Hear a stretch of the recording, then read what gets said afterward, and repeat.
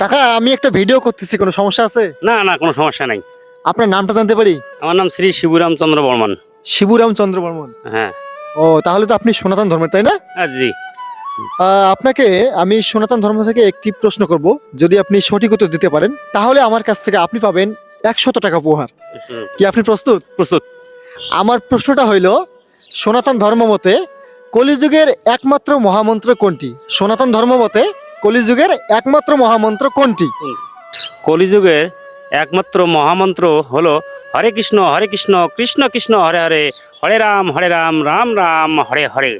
বাহ বাহ, কাকু একদম সঠিক উত্তর দিয়েছে। আসলে আমাদের কলিযুগের একমাত্র মহামন্ত্র হলো হরিনাম। এই হরিনাম ছাড়া আমাদের কোনো উপায় নেই। উদ্ধার নাই, তাই না?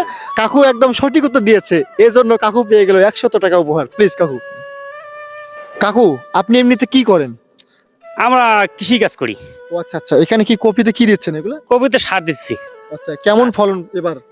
এবার খুব ফলন তো বাম্পার, দামও বাম্পার। তাই না? হ্যাঁ, তার মানে বোঝা যাচ্ছে এবার লাভজনক হবেন নাকি? লাভজনক আশা করি। তাই না?